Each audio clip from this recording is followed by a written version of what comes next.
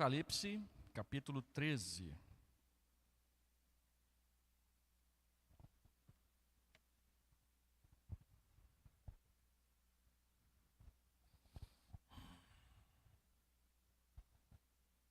Vi uma besta que saía do mar. Tinha 10 chifres e 7 cabeças com 10 coroas. Uma sobre cada chifre e em cada cabeça um nome de blasfêmia. A besta que vi era semelhante a um leopardo, mas tinha pés como os de urso e boca como a de leão. O dragão deu à besta o seu poder, o seu trono e grande autoridade. Uma das cabeças da besta parecia ter sofrido um ferimento mortal, mas o ferimento mortal foi curado. O mundo todo ficou maravilhado e seguiu a besta. Adoraram o dragão, que tinha dado autoridade à besta, e também adoraram a besta, dizendo: quem é como a besta? Quem pode guerrear contra ela? À besta foi dada uma boca para falar palavras arrogantes e blasfemas, e lhe foi dada autoridade para agir durante 42 meses. Ela abriu a boca para blasfemar contra Deus e amaldiçoar o seu nome e o seu tabernáculo, os que habitam nos céus. Foi-lhe dado poder para guerrear contra os santos e vencê-los. Foi-lhe dada autoridade sobre toda tribo, povo, língua e nação. Todos os habitantes da terra adorarão a besta, a saber, todos aqueles que não tiveram seus nomes escritos no livro da vida do Cordeiro, que foi morto desde a criação do mundo. Aquele que tem ouvidos, ouça. Se alguém há de ir para o cativeiro irá. Se alguém há de ser morto à espada haverá de ser. Aqui estão a perseverança e a fidelidade dos santos. Verso 11. Então vi outra besta que saía da terra, com 2 chifres como cordeiro, mas que falava como dragão. Exercia toda a autoridade da primeira besta em nome dela, e fazia a terra e seus habitantes adorarem a primeira besta, cujo ferimento mortal havia sido curado. E realizava grandes sinais, chegando a fazer descer fogo do céu à terra à vista dos homens. Por causa dos sinais que lhe foi permitido realizar em nome da primeira besta, ela enganou os habitantes da terra.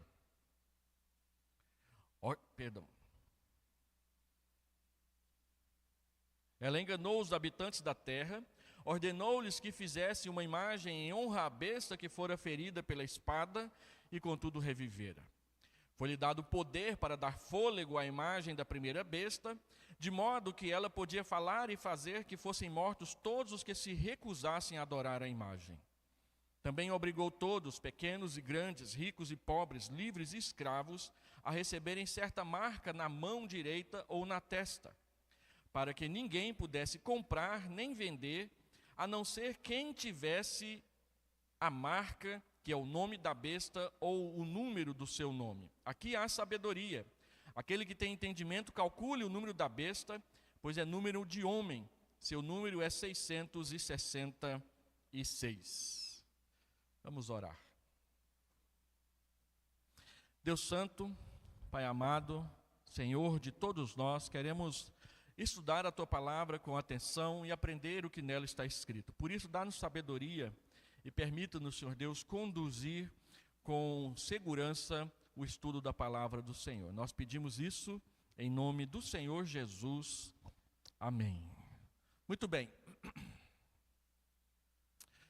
Aquilo ali é só um desenho representativo do que é a imagem do que João acabou de falar. No entanto, baseado no capítulo 17, não no capítulo 13 que nós acabamos de ler, porque ainda tem a grande meretriz para ser apresentada, e é dito que ela era levada nos lombos da besta. E a grande Babilônia.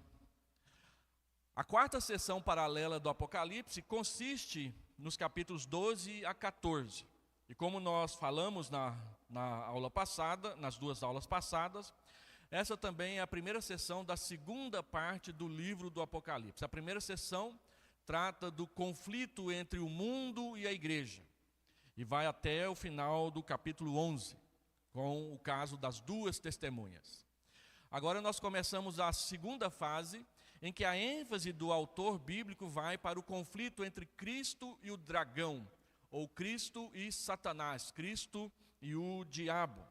E aí fica claro para nós que o conflito entre a igreja e o mundo é um subproduto do conflito entre Cristo e Satanás. A igreja sofre perseguição, a igreja enfrenta adversários e adversidades no que diz respeito à sua fé, por causa de um conflito que é maior, que é o conflito que existe entre Cristo e o diabo, entre Cristo e Satanás, desde antes da fundação do mundo. Isso fica claro, então, a partir do capítulo 12 até o final do livro, com essa segunda grande sessão. Nessa oportunidade, então, hoje nós vamos analisar o capítulo 13, onde nós vamos conhecer com mais detalhes 2 dos 3 aliados do dragão que são apresentados para nós. A besta que se eleva do mar e a besta que se eleva da terra. E nós, como dissemos, estamos trabalhando, quase que lendo literalmente, o livro do Dr.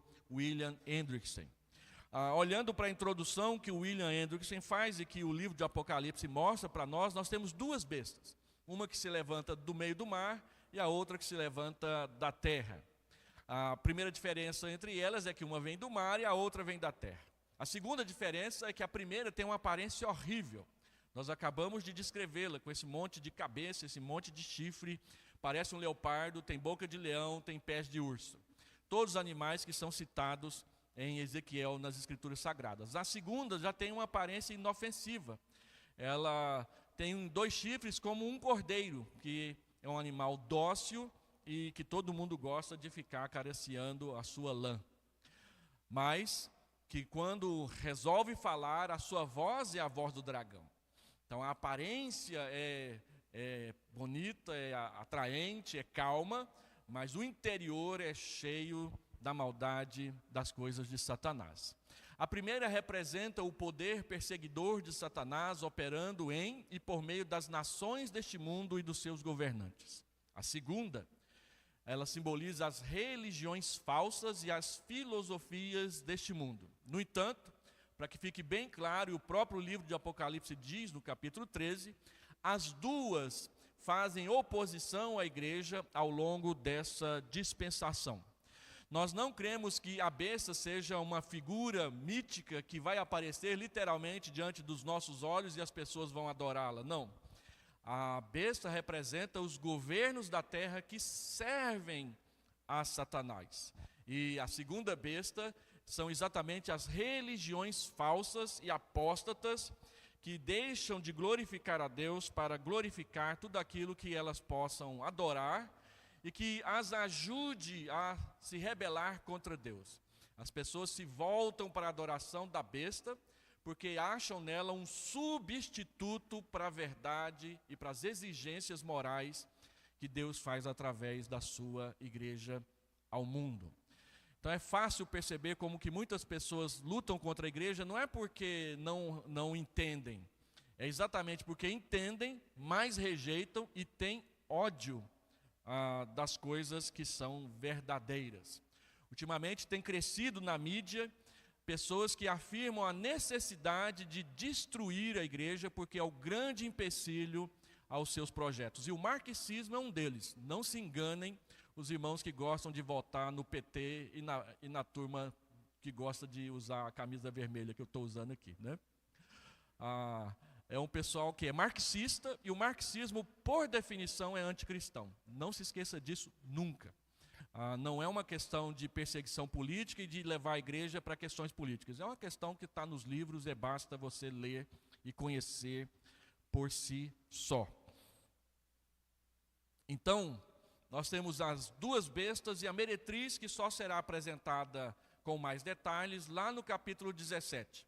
Vai ser mencionada no capítulo 14, que nós veremos, se Deus quiser, no domingo que vem, mas só para poder mostrar o conjunto que esses 3 agentes malignos. A besta que emerge do mar representa as perseguições políticas anticristãs. A besta que emerge da terra, ela representa as religiões anticristãs. e a meretriz representa a sedução, as coisas do mundo que também são anticristãs. E aí, a besta que emerge do mar, ela representa as nações e os seus governantes, e isso fica claro em Isaías capítulo 17, verso 12, e também Apocalipse 17, verso 15, são duas referências que vale a pena a gente ir lá conferir. Isaías 17, verso 12.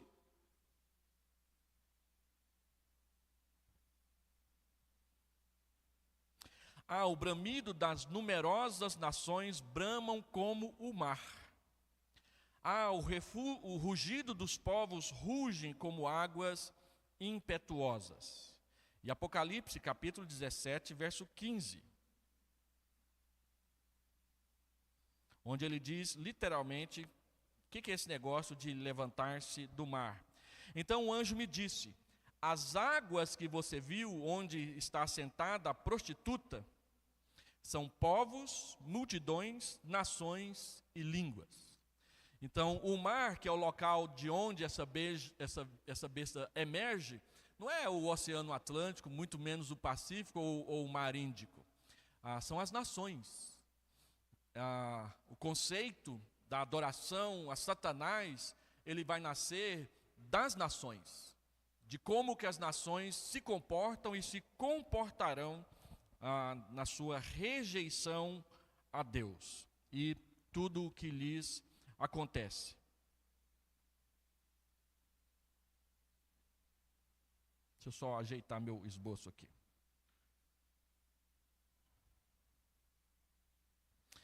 Então, o capítulo 13 nos mostra esses agentes ou as armas que o dragão e seus ataques à igreja vão fazer. E eles representam as perseguições anticristãs, as religiões anticristãs e a sedução anticristã. João observa o dragão e diz que o dragão se pôs em pé sobre a areia do mar para convocar os seus aliados. O dragão, portanto, deve ser visto como estando no lugar em que o mar e a terra se encontram, numa praia.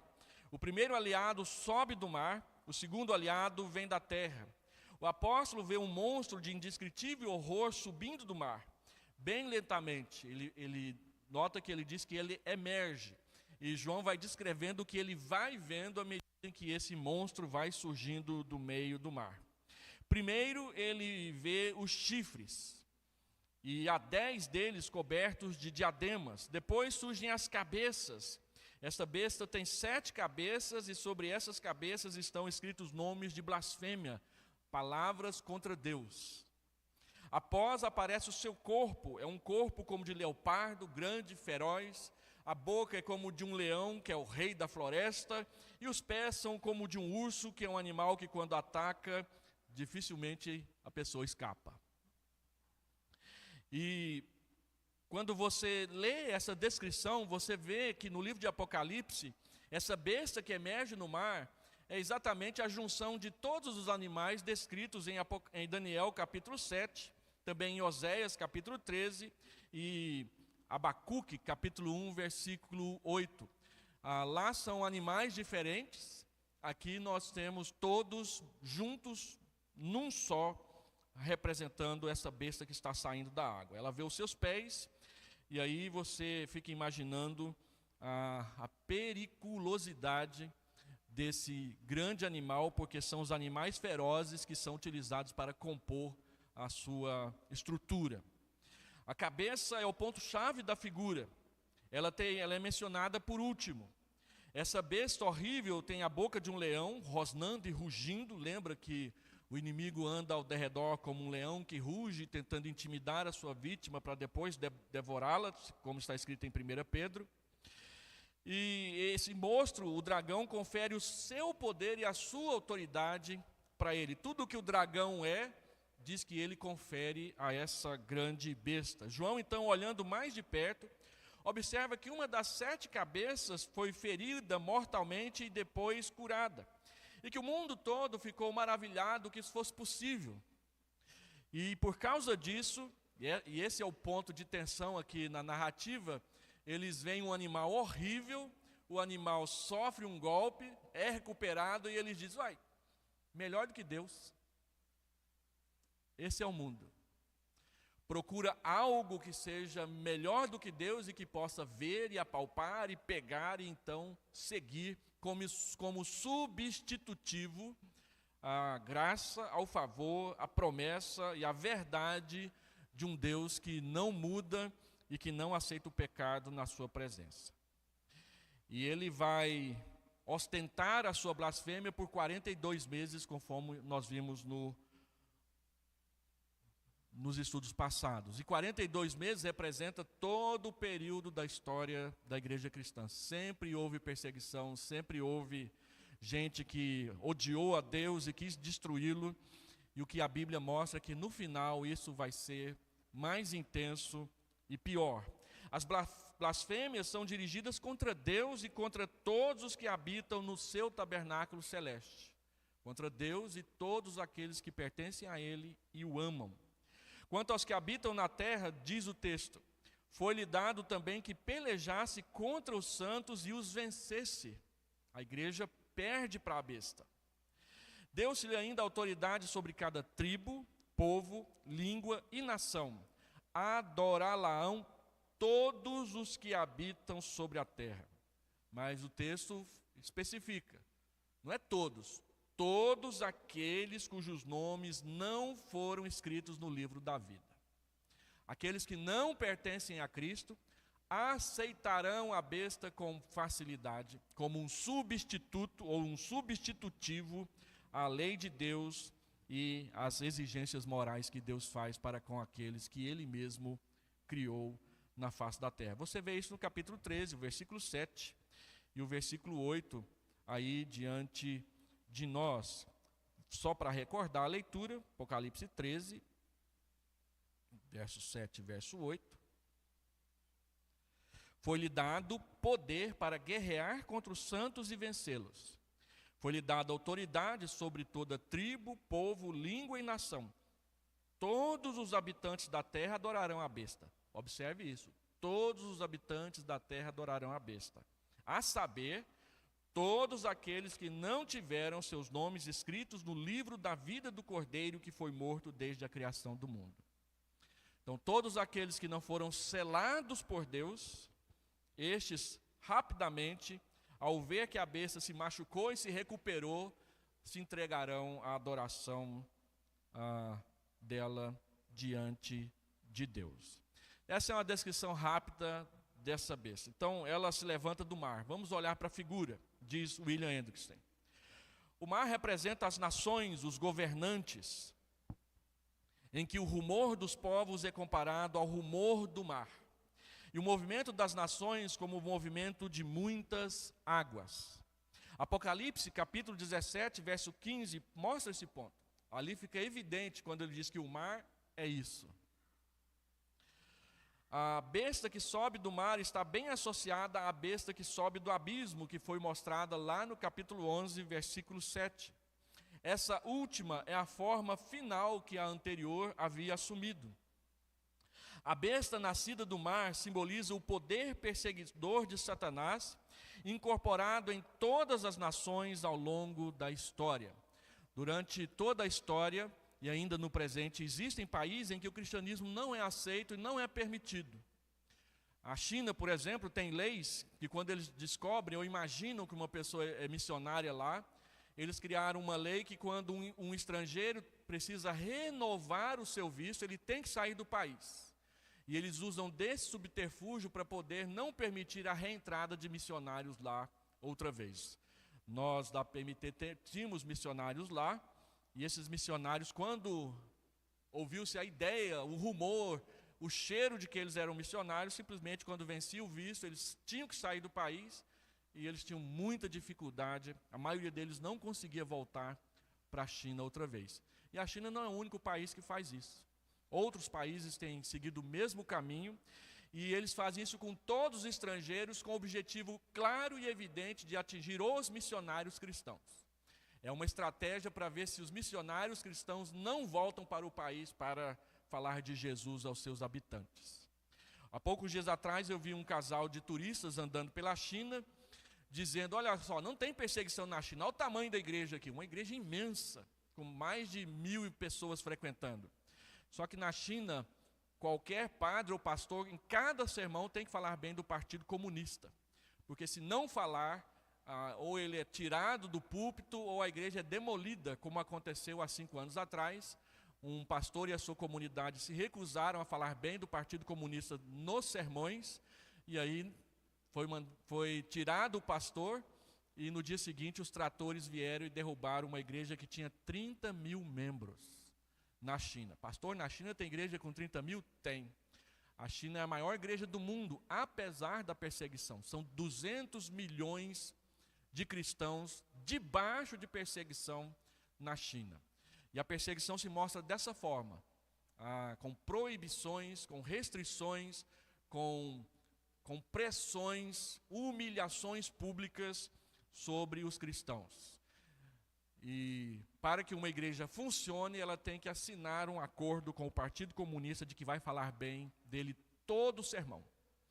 Então imagina pastor Hélio aqui tendo que falar bem do partido que odeia a Deus o tempo todo, cada vez que a gente vier aqui, não é? Em Cuba não é diferente. Em Cuba tem um soldado da polícia do governo assentado lá no último banco para ver se o pastor vai falar alguma coisa contra o sistema de governo de lá. Isso aconteceu durante a história da igreja o tempo todo. O Império Romano, em várias situações, perseguiu a igreja dessa forma ou pior. E o que o texto mostra é que, às vezes menos, às vezes mais, as perseguições sempre estiveram por aí, essa besta sempre andou por aí, fazendo o seu estrago, e muitos seguem, dizendo que é a coisa mais certa da face da terra. As pessoas xingam, as pessoas usam palavrões, as pessoas mencionam o nome de Deus com desprezo, com ironia, com sarcasmo, fazem programas humorísticos e colocam na televisão, e a gente acha que é tudo muito normal, que é assim mesmo. É assim mesmo.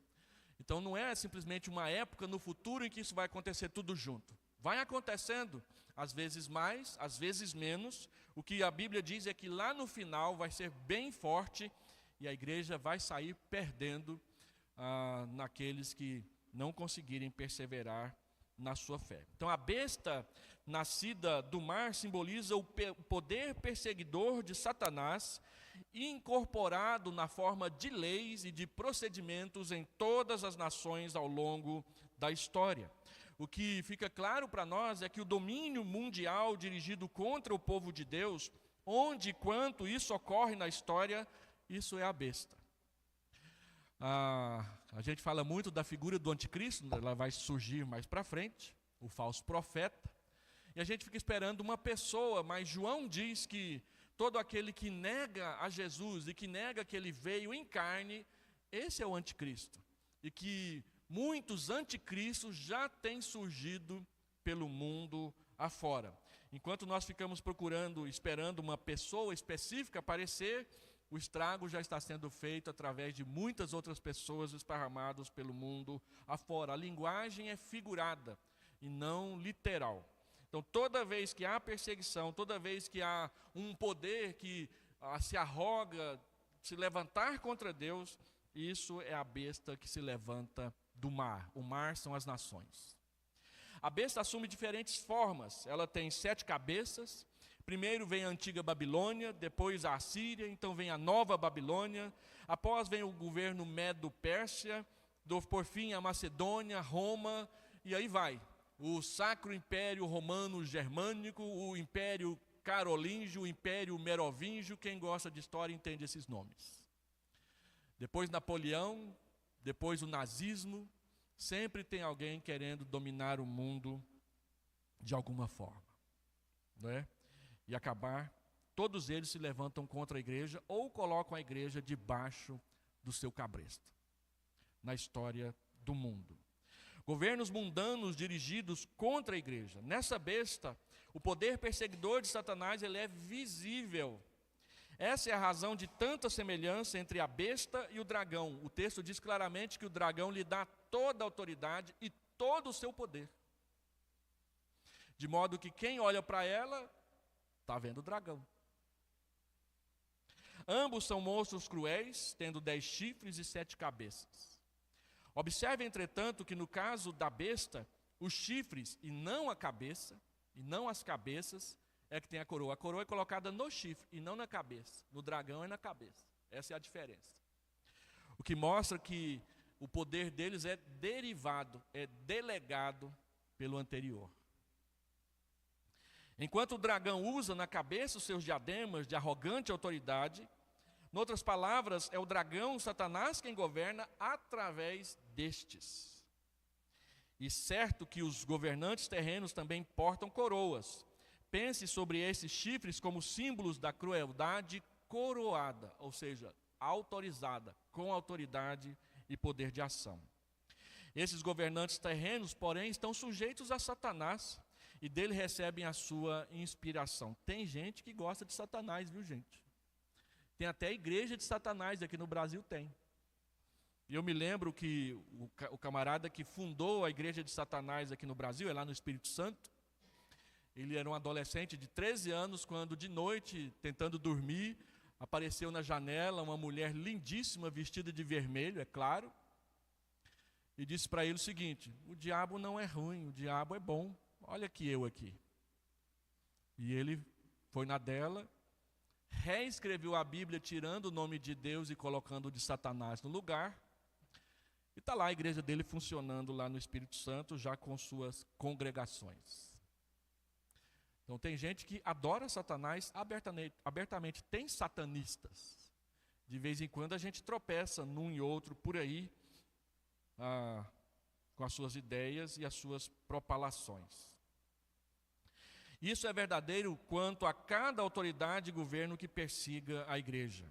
Eles falam abertamente do seu ódio pelos cristãos. Olha o Hamas, que o nosso governo fica passando pano para ele. O Hamas está no seu estatuto o ódio pelos judeus, e poucas pessoas leram a linha seguinte, pela igreja. O Hamas existe para destruir do mundo os judeus e os cristãos. Lembre-se disso, quando achar que o que o nosso governo está fazendo é correto. Então, eles blasfemam contra Deus e reivindicam títulos divinos para si mesmos. Assim, nos dias de João, os imperadores romanos exigiam que seus vassalos se dirigissem a eles como Senhor e Salvador.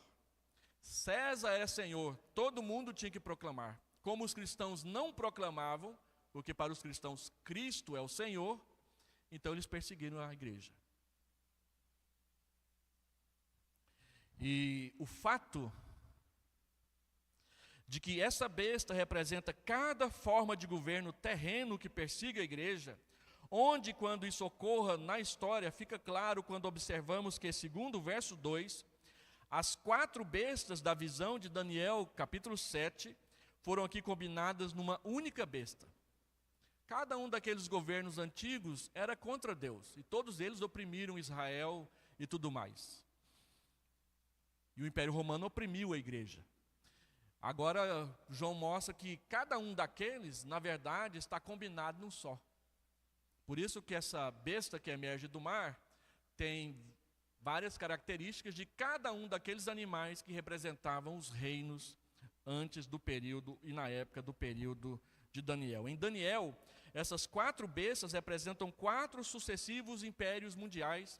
E quem estuda o livro de Daniel e quem estuda a história do mundo antiga, percebe o quanto que Daniel é muito assertivo em colocar cada uma daqueles animais relacionados a um daqueles impérios mundiais. Quando a gente estuda a crítica bíblica, o livro de Daniel é o livro mais acertado no que diz respeito às profecias com comprovações históricas. Por isso o livro de Daniel é atacadíssimo no mundo acadêmico. Muitos falam que Daniel foi escrito depois que aconteceu, porque é muito claro que ali tem Babilônia, Pérsia, Grécia e depois Roma. Sendo que Daniel viveu na época da Babilônia e da Pérsia, ainda tinha gregos e romanos pela frente. Então as pessoas dizem, não, isso aqui foi escrito depois, depois do Novo Testamento. Mas depois que descobriu-se na caverna de Qumran aqueles manuscritos antigos datados de 400 anos antes de Cristo, 200 anos antes de Cristo, todas as teorias que diziam que Daniel é depois da época do Novo Testamento caíram por terra, porque o livro de Daniel é um dos que foi encontrado lá naquelas cavernas. Então, em termos de comprovação arqueológica e comprovação histórica, Daniel é o livro mais comprovado das Escrituras. Por isso é um dos mais atacados também pela academia que odeia a Deus. Não, isso aí tudo, eles falam que é vaticinum ex eventum. É um vaticínio depois do evento. É uma profecia que fala de um evento que já aconteceu. Mas não é isso que a Bíblia mostra para nós. Daniel não está falando de algo que já aconteceu. Ele está falando de coisas que vão acontecer. E acontecem do jeitinho que ele falou. E aí Apocalipse aproveita, reconstrói a figura de Daniel na montagem da figura da besta. Uma dessas cabeças foi ferida mortalmente, mas a ferida foi curada. E aí William Anderson fica pensando, como que aconteceu isso? Qual seria o evento histórico, uma vez que nesse momento Apocalipse está falando de algo passado?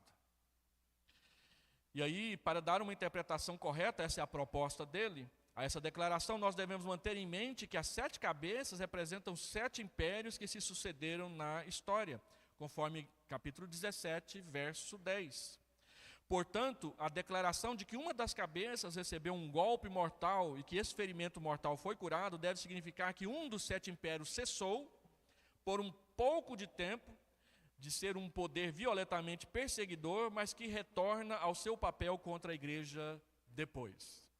De conformidade com isso, a explicação que achamos ser a mais provável, a proposta de William Hendrickson, é que a cabeça da qual João fala representa o Império Romano, a Roma dos seus dias. Quando Nero foi imperador de 54 a 58 depois de Cristo, ele foi um tirano cruel e a fim de desviar de si a suspeita pelo incêndio de Roma, todo mundo que estuda a história do Império Romano passa pela ideia de que ele queria destruir Roma e construir a nova Roma, a Nerópolis, né? Não essa aqui, mas a de lá.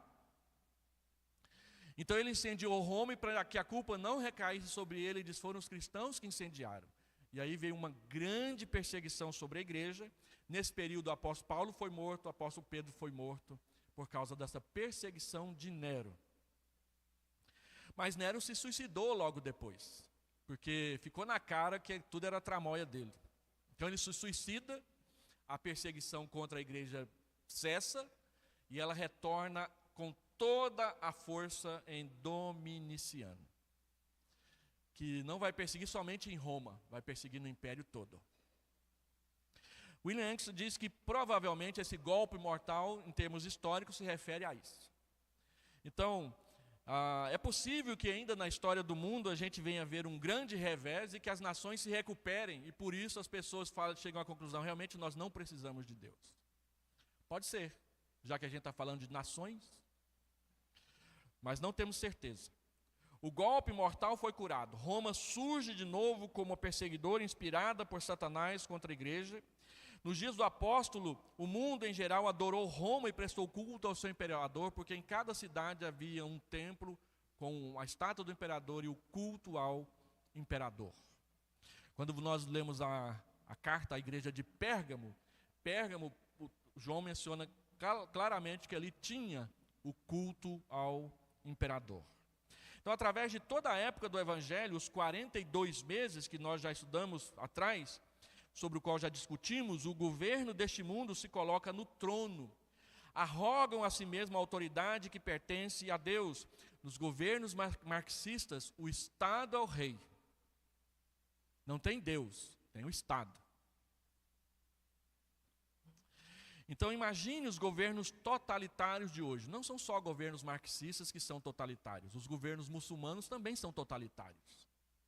Todos aqueles que fecham a porta para a liberdade de expressão e para a liberdade de religião são totalitaristas. E nós já temos aqui na América Latina governos que são assim.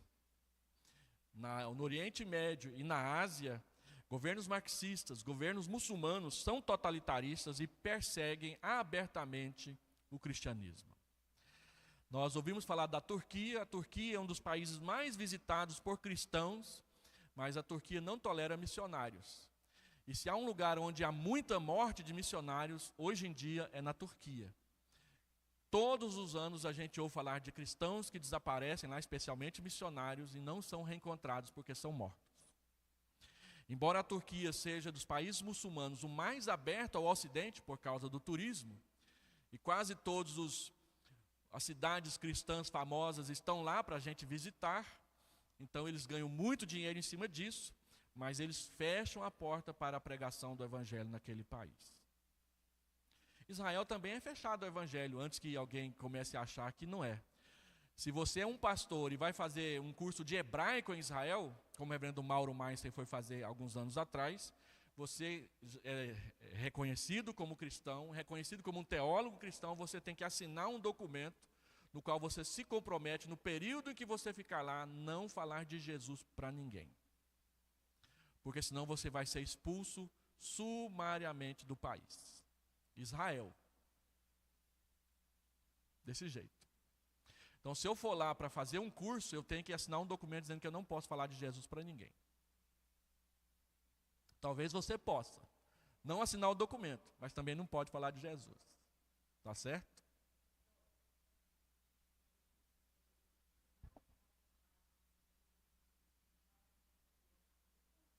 Não pode falar para ninguém. As igrejas, dentro das igrejas, podem. Agora, em lugares públicos e fazer evangelização, não pode. Lembra que o Brasil era assim quando o protestantismo chegou aqui. Quando Simonton veio plantar a igreja presbiteriana, ele foi avisado de que o Brasil tinha o catolicismo como religião oficial e que ele não podia falar da fé presbiteriana para nacionais, ou seja, para brasileiros natos e para portugueses. Então, para quem é que ele ia falar? Só para ingleses e norte-americanos. Era essa a Constituição do Império Brasileiro até 1889, quando veio a República, e aí o Estado passou a ser laico, a Igreja Católica deixou de ser a religião oficial, embora seja uma religião cristã. Mas a maior perseguição que nós sofremos aqui no Brasil nem foi do Estado, foi da própria Igreja Católica mesmo, que perseguiu abertamente, perseguiu em alguns casos ferozmente o protestantismo no nosso país por causa da contra-reforma, que foi a reação do catolicismo contra a reforma de 1517 de Martinho Lutero. Mas esse é outro assunto para uma outra época, que é só um subproduto do que a gente está falando aqui.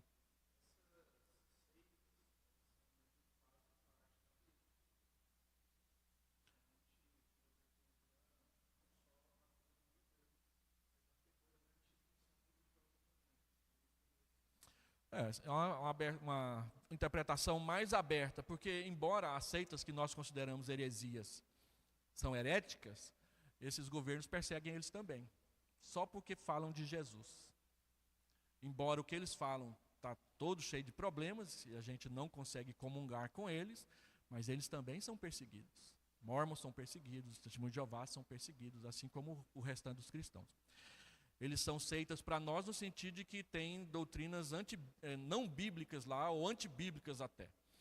E é possível que até fique mais fácil deles se associarem com a besta. Mas eles também são perseguidos. Na história recente, onde houve perseguição contra cristãos, houve perseguição contra eles também. Não, o Islã é anticristão. O Islã não é cristão. Nós estamos falando das seitas heréticas, Testemunho de Jeová, Mormon, Adventista, essas pessoas, eles também são perseguidos, assim como nós. O catolicismo também é perseguido, assim como nós. A não ser que façam um acordo, como os luteranos fizeram com Hitler na Alemanha, e o Papa Pio IX, Pio XI, fez também com Mussolini na Itália, né, de não interferir. E aí, quando não interferiram, eles perceberam que eles também estavam sendo perseguidos. Quem não gostou, o padre que se levantou contra foi preso, o pastor que se levantou contra foi preso. Nós temos exemplos de padres na Itália e nós temos exemplos de Dietrich Bonhoeffer, por exemplo, na Alemanha. Onde a igreja se levantou contra o nazismo ou contra o fascismo, ela foi perseguida. Não importa qual a linha doutrinária dela, ainda que não seja a linha ortodoxa. A Igreja Católica Ortodoxa é perseguida na Rússia, a não ser aqueles que fizeram acordo com o governo. E na China, as igrejas protestantes e católicas não são perseguidas se aceitarem a máxima do Partido Comunista tutelando a igreja lá. Aí são igrejas apóstatas, né? Quando a igreja se torna apóstata, aí a coisa fica feia. Mas essa é uma opinião. Tem gente que tem uma opinião mais aberta, tem gente que tem uma opinião mais fechada, tá? Voltando então aqui, essa condição ela resultará finalmente na completa destruição da igreja como uma poderosa e influente organização de disseminação do evangelho. O que o mundo quer? Inutilizar a força de influência da igreja. Essa discussão da agenda de gênero, quando ela foi para os grandes encontros da ONU no Egito e depois em outros lugares, por exemplo, muitas entidades cristãs que participam das ações mundiais nem sequer foram convidadas. Então, as coisas foram discutidas lá à revelia daqueles que pensavam diferente. Tem um documento que eu já disponibilizei para a igreja há algum tempo atrás, eu posso disponibilizar de novo, chama Agenda de Gênero. Discute o histórico de como que essa questão de homossexualidade e a agenda de gênero nas escolas surgiu à revelia dos grandes congressos mundiais. E a autora, que é uma católica romana, ela diz, olha, a gente não era convocado. E quando a gente descobria e ia se inscrever, eles não passavam o teor do que ia ser discutido para nós, a não ser um dia antes. Para a gente não ter tempo de estudar os documentos de forma adequada e apresentar um documento de contraproposta. É assim que funciona. Quando você não quer que o seu adversário dê a voz, você oblitera, você coloca dificuldades para ele participar. E é isso que esses grandes congressos da ONU fazem. O pessoal que domina os congressos da ONU, eu já dei uma palestra aqui mostrando quais são 7 grupos diferentes, eles cerceiam, eles dificultam o acesso dos cristãos, das entidades cristãs de penetração mundial, a participar desses eventos. E quando eles participam sem direito à voz. E aí vem o que vem no cinema, na cultura, na educação, como a gente tem percebido por aí.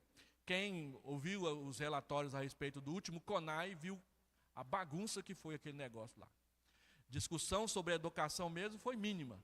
Teve muita passação de pano para o governo atual, declarações contra o Hamas, manifestações a favor do feminismo radical, mas discutir a educação mesmo, quase nada. E isso entristece a nós, porque nós somos alijados dessa discussão. Uma senhora séria, ela teve a voz dela cerceada, ela seria uma das palestrantes do CONAI, ela foi cerceada e lá quando ela foi falar, ela foi vaiada o tempo todo. É assim que funciona esse pessoal aí. Eles cerceiam, eles atrapalham e depois dificultam. Então, o negócio é, vamos emudecer a igreja, vamos acabar com a sua voz. No final, cada tribo, cada língua, cada nação adorará o governo do anticristo, Apocalipse 13:7, Apocalipse 11:7, que a gente deve comparar um com o outro. Mas mesmo nesses dias mais terríveis que precedem a segunda vinda de Cristo à terra, haverá crentes na terra. Haverá perseguição, assim como nos países onde há perseguição, há igrejas fiéis e verdadeiras. Mas elas são debaixo de opressão. Nós recebemos, algum tempo atrás, acolhemos 7 paquistaneses, um pastor e 7 diáconos, que estavam sendo perseguidos pelo governo paquistanês. E aí nós descobrimos que no Paquistão tem uma igreja presbiteriana com 300 mil membros, debaixo de perseguição. A Síria e no Líbano nós temos uma igreja reformada que é grande e é influente, apesar da perseguição. Então a gente fica sabendo. No Japão tem uma igreja presbiteriana local, que também luta por existir, onde há várias leis que restringem o cristianismo naquele país. E assim vai. Esses indivíduos, eles não podem perecer. O governo do anticristo talvez destrua o corpo, mas não pode destruir a nossa alma. Que os crentes esperem pacientemente por esse tempo de tribulação, sabendo que todas as coisas estão incluídas nos decretos divinos. E sabendo, além disso, que quando o mundo se utiliza da espada em suas guerras contra a igreja, Deus é o seu vingador. Deus deixa acontecer, mas depois ele retribui. Existe uma justiça chamada justiça retributiva, e Deus não deixa de praticá-la. Então, o indivíduo que entende isso exercerá paciência e perseverará na sua fé. Por isso, o texto diz que se alguém tenha ouvidos para ouvir, ouça essa exortação e guarde-a no coração, a exortação do versículo 9 e do versículo 10.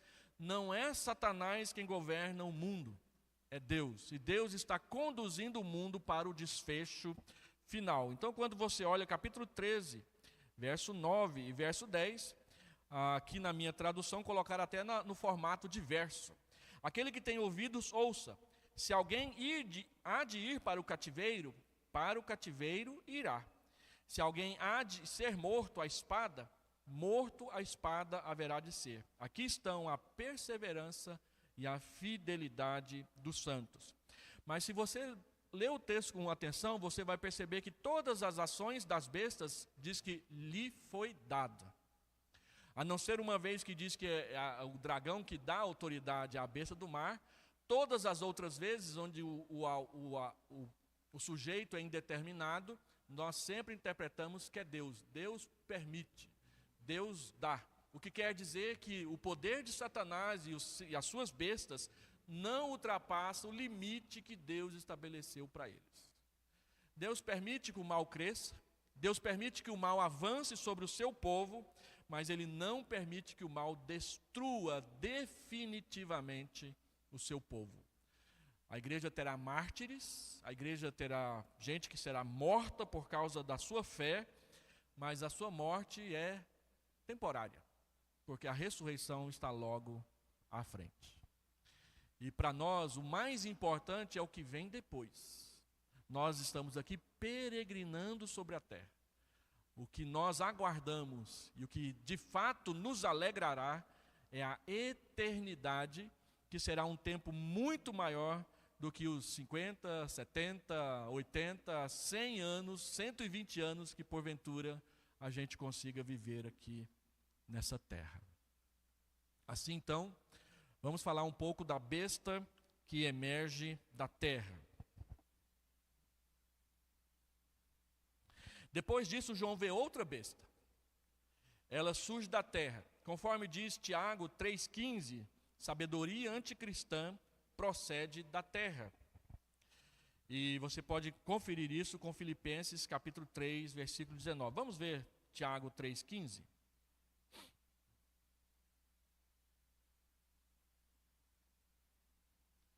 Tiago 3,15.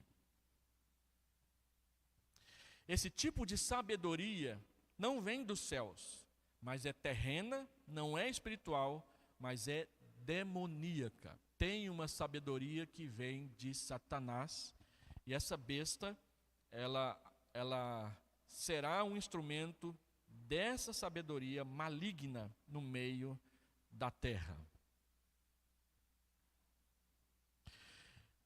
Agora, vejamos primeira figura. Essa besta não tem 10 chifres, mas apenas 2. 2 pequenos chifres, como os chifres de um cordeiro. Um cordeiro, não de um carneiro. Já ia chamando de bode aqui, não. Bode é da cabra, né? Um carneiro. Um carneiro é aquele que tem aquele chifrão redondo na cabeça, né? Que é o adulto do cordeiro. O cordeiro tem um chifrinho pequenininho, que ele gosta de ficar batendo no seu joelho quando você está lá acariciando ele. A gente teve 2 cordeiros em casa uma vez. Ô bichinho que gosta da cabeçada, viu? Até na parede. Agora, embora ele tenha a aparência de um cordeiro, um animal dócil, a Bíblia diz aqui que a fala dele é como a do dragão. Ou seja, assim como a outra besta fala palavrões e coisas feias, esse aqui, que é bonitinho, que é simplesinho, que é humildezinho, também.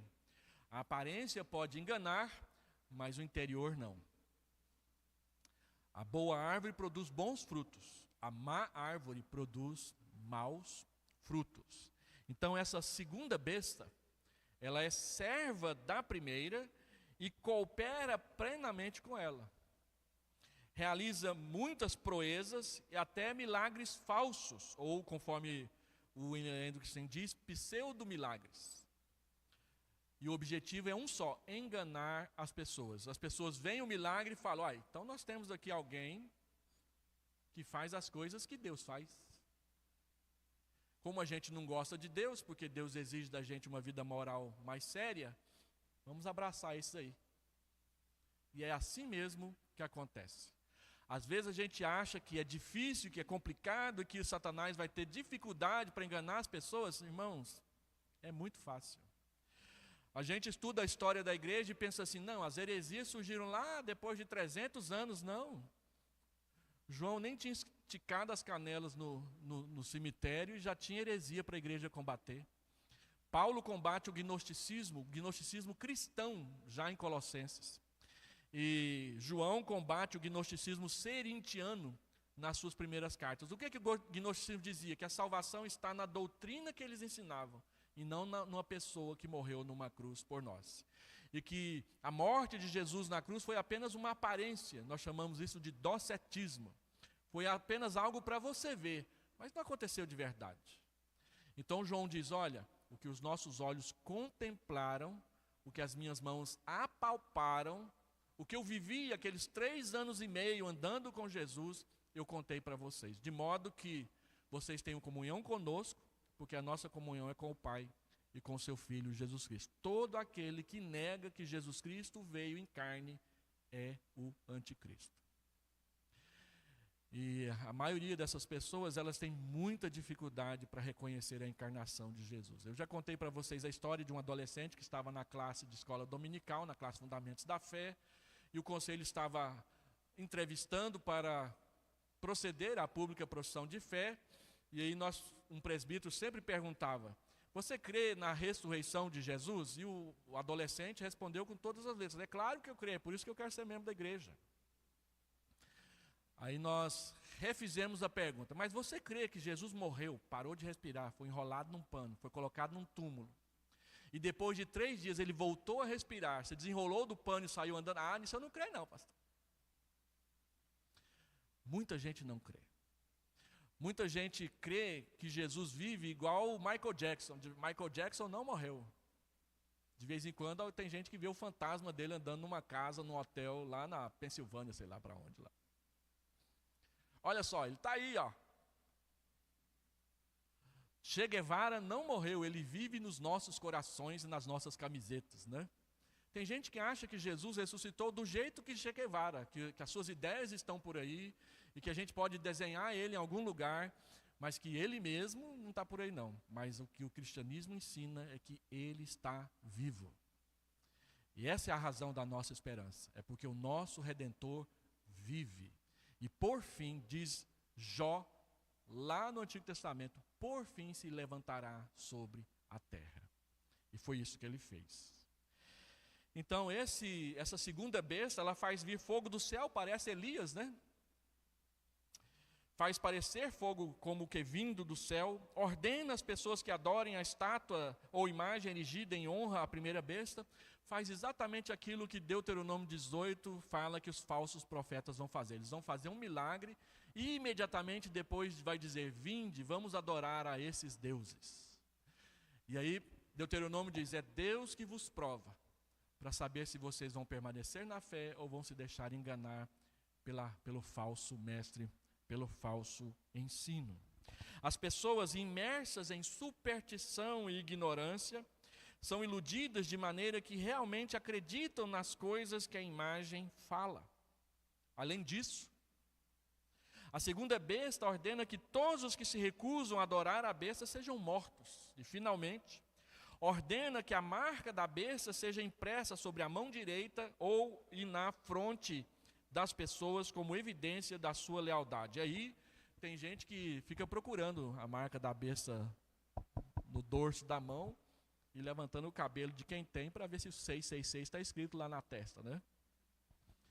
Quando lançaram aquele automóvel besta, Best A, né, mas aí em português falava besta, um membro de uma igreja que eu pastoreei, a igreja de Ubiataba, comprou um. Era a única da cidade.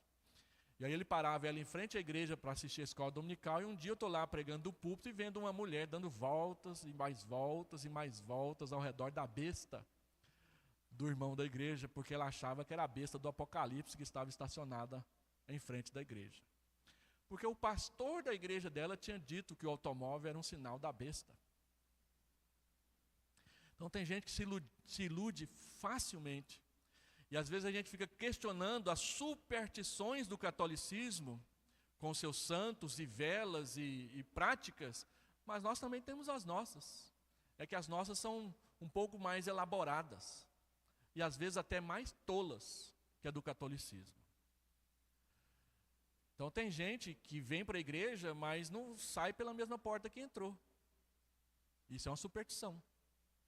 Tem gente que vai entrar em casa e pula a soleira da porta porque é uma superstição. Tem crente que faz isso. Tem crente que quando vê um gato preto fica com medo. E passar debaixo de uma escada, então, nem pensar. É claro que a gente não passa porque pode cair alguma coisa em cima de nós. Mas tem gente que não passa por pura superstição. Então quem acredita mais na superstição do que na palavra de Deus, e tem muita gente por aí que é assim, vai ser presa fácil dos sinais que os seus olhos serão iludidos a ver, ainda que Deus permita que sejam verdadeiros. Então, tem milagres sendo feitos por aí que são malignos. Não são de Deus. Você vê aquelas cirurgias daqueles médiums, como que eles conseguem enfiar uma faca dentro do olho da pessoa e não machucar nada? As pessoas ficam impressionadas. Eu fico impressionado. Mas eu sei que aquilo lá é para dizer para não seguir a Deus. Do lado de uma igreja que eu pastoreei, tinha um desses que frequentava um centro espírita, que tinha um cara que fazia essas ações mediúnicas. E ele disse, não, eu tenho que ir para quem me promete cura. Você que na igreja vai me curar? Porque se você me curar, eu deixo o centro espírita e venho para a sua igreja. Eu falei, olha, eu posso orar para que Deus te cure. Agora, curar ou não, é Deus quem resolve fazer. Tem hora que Ele cura, mas tem hora que Ele resolve não curar. E o fato de Deus não curar não diminui a sua obrigação de adorá-lo como seu Criador. Então tem muita gente que vai atrás de Deus buscando o milagre, não o Deus do milagre. E as igrejas pentecostais estão assim, de gente assim. E as presbiterianas também. Inclusive a IPB. Porque na hora da pressão, na hora da dificuldade, na hora da tribulação, nega Jesus e deixa de frequentar a igreja. Já fui pastor de muita gente assim, que quando teve que enfrentar um problema, depois de um período de prosperidade, não quis mais honrar a Deus. Assim, essa marca da besta é ao mesmo tempo o nome da besta e o número do seu nome. O que quer que tenha em mente, e quem recebeu sabedoria pode explicar esse número, pois é um número de homem, a saber, 666. Por que o número 6 é de homem e o número 7 é de Deus? Porque no sexto dia Deus criou o homem, e no sétimo dia Deus terminou a criação. Então as pessoas naturalmente no decorrer da história atribuíram o número 7 para Deus e o número 6 para homem. E aí a gente fica vendo as pessoas tirar suas conclusões a respeito dessas coisas. A segunda besta, então, é o falso profeta. Ele simboliza a falsa religião, a falsa filosofia, sob qualquer forma que se apresente ao longo da presente dispensação, desde Cristo até a volta dele. Embora essa besta se pareça exteriormente com um cordeiro, ela esconde o dragão no seu interior. Ela não fala as coisas boas que o Cordeiro de Deus sempre falou, mas ela o imita. Quem já leu as Crônicas de Nárnia, e a maioria dos que já leram as Crônicas de Nárnia sempre param ali no livro 6, o livro 7 é o Apocalipse. E no livro 7 tem lá um burro que quer governar, e aí ele acha um couro de leão, e ele veste o couro de leão, e aí todo mundo começa a achar que ele é Aslan. Leia lá para você ver. E ele é manipulado para que as pessoas creiam nele como Aslan, mas ele é um burro. E ele não faz nada que Aslan faz.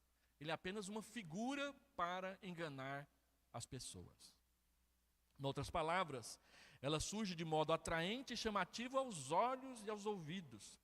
Mas a besta parece muito inocente, tem um pequeno e lindo cordeirinho, um bichinho de estimação para crianças, mas quando fala, o seu interior é igual aquele desenho animado, o Poderoso Chefinho. Tem um bebê, mas quando ele fala, a voz é grossa, é de homem adulto.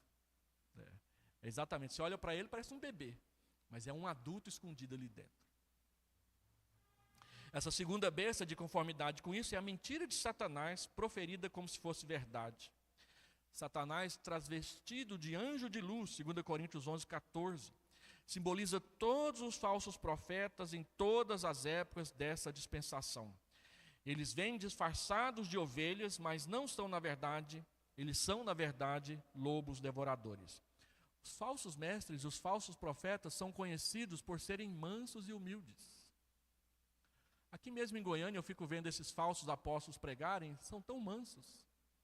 Quem vê o R.R. Soares falando na televisão fica apaixonado por ele, porque ele tem uma voz muito mansa. Aquela tranquilidade é passada a... Mas na hora que ele ora, ele fala assim: Deus, eu te ordeno, não te peço, eu te ordeno, cura essa pessoa aqui. É o R.R. Soares, falando com voz mansa, mas emitindo palavras tolas e heréticas contra, enganando as pessoas. As duas bestas, os governos, as religiões cristãs operam em conjunto. Essa é invariavelmente o que acontece. Foi verdadeiro nos dias do apóstolo. O sacerdote pagão era amigo do procônsul. A influência sacerdotal apoiou e manteve o poder secular do Estado romano e a sua perseguição contra os cristãos, e isso está escrito nos livros de história.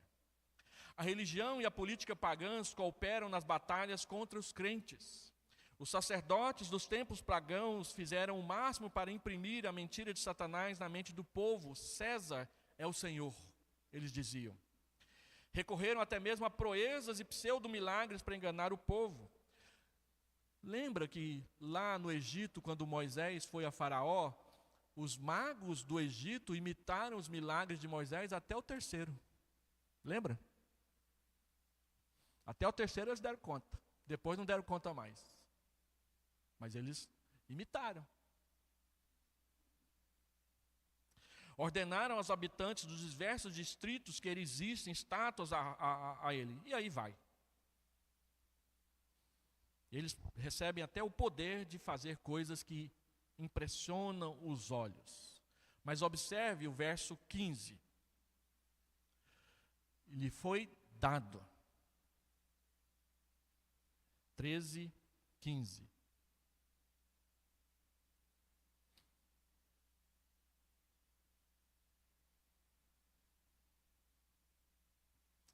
Foi-lhe dado poder para dar fôlego à imagem da primeira besta. O falso profeta fazia com que a imagem falasse. De modo que ela podia falar e fazer que fossem mortos todos os que se recusassem a adorar a imagem. Lembra de Nabucodonosor com Sadraque, Mesaque e Abednego? A mesma coisa. Se você não adorar a imagem, você vai ser morto, vai ser jogado na fornalha de fogo. E é isso que eles fazem. Quando você não adora os sistemas totalitários, eles matam. Ou em nome de Alá, ou em nome da democracia. A China se chama República Popular da China. E o nazismo de Hitler era o Partido dos Trabalhadores Nacionalistas. Para quem não sabe a tradução da palavra nazismo. Tinha socialista no meio, porque eu não lembro tudo. Partido Nacional Socialista dos Trabalhadores. Alguém disse na televisão essa semana. Então, é isso que acontece. Então, o texto diz, foi-lhe dado, Deus permitiu. O que quer dizer que tudo que vai acontecer e tudo pelo que a igreja vai passar, Deus permitiu. O que Deus espera de nós é permanecer obedientes e perseverar. Não ceder, não abrir mão daquilo que Deus nos deu. E por fim, essa é a menor parte, a marca da besta. Essa é a maior curiosidade das pessoas. Os seguidores do cordeiro, não é cordeiros, é do cordeiro, foram selados. Lá no capítulo 7, lembra? Mas os seguidores da besta vão receber uma marca. E a Bíblia faz uma distinção entre o selo do cordeiro e a marca da besta, porque o selo demonstra o pertencer a Cristo por toda a eternidade. Mas a marca é enquanto faz os seus prazeres, o seu querer. E isso é temporário, porque o diabo sabe que ele vai perder. Ele sabe. Nós é que deixamos nos enganar, achando que ele vai ganhar, mas ele vai perder. É um filme que você já sabe o script e pode fazer spoiler o tanto que você quiser, porque o final é Cristo é o vencedor. Então o falso profeta marca todos, os pequenos e grandes, os ricos e pobres, os livres e os escravos, com a marca da primeira besta. Todos serão marcados. E esse profeta aqui se parece exteriormente com o cordeiro, mas não foram os seguidores. Os seguidores do cordeiro foram selados na fronte. De igual modo, os seguidores da besta devem ser marcados na fronte ou na mão direita. Contudo, o que significa a marca da besta? É um sinal que todo mundo vai ver quando olhar com os olhos? Não, gente. É um chip que vai ser colocado aqui? Claro que não. É um número que vai ser escrito no punho, igual fizeram com os judeus do nazismo? De modo algum. É um símbolo. Essas teorias falham em interpretar essa marca como um sinal único, individual e externo, que aparece na fronte ou na mão do iníquo em algum momento particular da história. Nesta hora e só nessa hora, a besta, entretanto, persegue sempre a igreja e usa toda forma de poder secular para tentar destruir os crentes. Onde e quando a besta aparece, poderá se encontrar a marca da besta. Ambas andam juntas e não podem ser separadas. Para se entender a expressão marca da besta, devemos nos lembrar que não apenas o gado, mas também os escravos eram marcados com um sinal de propriedade. A marca significava que o escravo pertencia ao seu dono. Logo, a expressão receber a marca de alguém começou a ser usada para indicar que alguém servia e cultuava a alguém. E Apocalipse 14, 9 mostra isso para nós. Se alguém adora a besta e a sua imagem e recebe a sua marca na fronte ou sobre a mão. Então aqui percebe-se que receber a marca da besta parece significar pertencer à besta e adorá-la. Assim como receber o selo do cordeiro é pertencer ao cordeiro e adorá-lo. Você não tem o número 7 na sua testa. Tem? Mas a Bíblia diz que todos aqueles que pertencem ao cordeiro receberam a sua marca na testa, na mente, no coração. O novo nascimento. Os adoradores da besta e da sua imagem, quem quer que receba a marca do seu nome, a adorarão. Apocalipse 20, verso 4. Assim, receber a marca da besta parece significar pertencer à besta e adorá-la. A marca da besta é a oposição a Deus. Qual que é a marca da besta? A oposição que é feita, as obras. A marca da besta é a oposição, a rejeição a Cristo, o espírito anticristo e perseguição da igreja, onde e quando ela se manifesta. Essa marca está impressa na fronte e na mão direita, ou seja, na mente e nas ações, naquilo que você faz. Assim como a marca, o selo do cordeiro está na mente e na mão direita, na mente e nas ações. A mão direita refere-se às obras da pessoa, a ação, o comércio, a indústria, tudo o que ela constrói. Portanto, receber a marca da besta na fronte, na mão direita, significa que a pessoa pertence à companhia dos que perseguem a igreja. E nisso, quer eminentemente no que ela pensa, diz, escreve ou mais enfaticamente no que ela faz, o espírito anticristão se torna evidente. Essa interpretação se harmoniza perfeitamente com a nossa explicação com respeito ao selo que o crente recebe em sua fronte. O selo indica que ela pertence a Cristo, o adora, respira o seu espírito e pensa os seus pensamentos. Igualmente, a marca da besta simboliza que o não crente que persiste em iniquidades pertence à besta e assim a Satanás, a quem adora. Observe, entretanto, que há uma diferença. O crente recebe um selo e o não crente recebe uma marca. Através das dispensações tem se demonstrado verdadeiro. Lembre-se da igreja de Tiatira, que aqueles que não recebem a marca da besta e que não adoram o seu nome sofrem restrições em seus negócios. São impedidos e oprimidos. Não lhes é permitido comprar ou vender enquanto permanecem leais aos princípios de Deus. Na época da perseguição de Dominiciano, existiu o libelo. O libelo era um certificado que as pessoas adquiriam para ter permissão de comprar e vender. Quem não negava a Cristo, quem não declarava publicamente que César é Senhor, não podia ter o libelo. E aí a igreja sofreu perseguição por 3 anos, severa, na época de Dominiciano. E então, surgiram problemas dentro da igreja. Tinha gente que queria comprar e vender, então pagava um fraudador para falsificar o libelo. E tinha gente que negava a Cristo publicamente, adquiria o libelo e servia a Cristo ocultamente. E aí a perseguição passou. Muita gente morreu por causa disso. E a igreja teve que lidar com os chamados traditores e os libellatici. Os traidores e aqueles que adquiriram o libelo, ou por falsidade, ou por falsificação, ou por negar a Cristo, mas não, eu só neguei de boca. Lembra que quando Policarpo foi chamado a negar a Cristo, o procônsul disse: não, basta dizer. Se você dizer, é só uma formalidade. Se você dizer que César é Senhor e que não Cristo, eu deixo você ir para casa, olha a sua idade. Então Policarpo disse: há 86 anos eu sirvo a Cristo, ele nunca me fez mal. Por que eu negaria agora?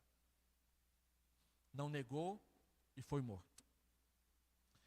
E aí passou a perseguição. O que fazer com quem falsificou esse documento? O que fazer com quem negou a Cristo publicamente, mas voltou para casa dizendo que era cristão? O que fazer em função de todas essas pessoas que morreram por não negar a Jesus? A igreja escolheu o caminho da misericórdia, mas houve gente que não concordou. Os donatistas foi um grupo que não concordou. Espera aí, a gente sofreu a perseguição e vamos aceitar esse pessoal tudo de volta? E aí eles criaram a igreja donatista, que até hoje existe lá no Egito, separada da igreja cristã. A igreja procurou perdoá-los, mediante a confissão dos seus pecados, mas houve disciplina para vários deles. Então, na história isso já aconteceu. Vai acontecer de novo. Pode esperar. E não vai ser um homem sequer que vai aparecer aí, é uma forma de governo. Fique atento a isso. À medida em que nos aproximamos do fim, essa oposição aumentará. Não obstante que o crente não se desespere, que ele se lembre de que o número da besta é um número de homem, portanto ele é finito. Mas o número de Deus é um número infinito, porque a Bíblia diz que Deus terminou a criação no 7º dia e Ele continua sendo o Criador. Cada pessoa que nasce, Deus cria a sua alma outra vez, uma nova alma, para uma nova pessoa. Essa é uma das razões porque nós somos contra o aborto. 7 significa a perfeição ou a vitória. Então a igreja deve se regozijar, porque embora o horizonte parece cinzento e difícil, o que vem depois é a eternidade na presença de Deus, sem essas coisas. O número da besta é 666, isso é, falha, falha, falha, falha, falha, o tempo todo, com Deus. É número de homem, pois a besta se gloria no homem e tem de falhar. Deixa eu fazer 3 aplicações para nós terminarmos. Primeira, A segunda besta tem a aparência de bondade e de humildade, mas o seu interior está cheio de maldade, revelando quem realmente é. Pelos frutos nós os conhecemos. Nós nos deixamos enganar por muita coisa que é pura aparência ou facilidade. Essa última eleição foi uma grande mostra disso. A lábia enganou o voto de muitas pessoas. Hoje, abertamente se faz o oposto do que prometeu. No final vai ser desse jeitinho. Isso aí é só um exemplo. 2. Seguir e receber a marca da besta demonstrará a quem realmente se pertence. Nós somos escravos de Cristo e a sua escravidão nos liberta. A escravidão de Satanás oprime, mata e destrói. 3. O crente recebe um selo, e esse selo garante a eternidade. Não é apenas uma marca, é uma promessa. E por fim, em 4º lugar, em tudo o governo soberano jamais se move das mãos de Deus. A gente não entende exatamente e com toda a profundidade o que Deus está fazendo por permitir que o seu povo sofra. Mas nós sabemos que a resposta final é a vida eterna, a ressurreição e a morada com o Pai.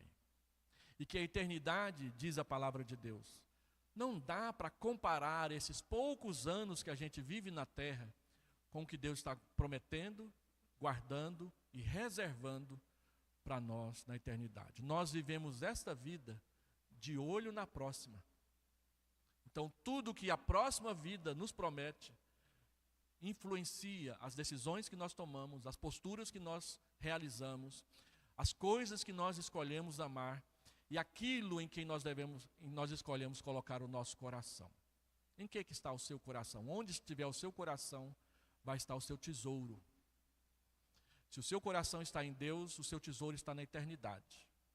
Mas se o seu coração está enterrado nessa terra, quando ela passar, você e o seu tesouro vão passar juntos. Porque nada da humanidade caída herdará o reino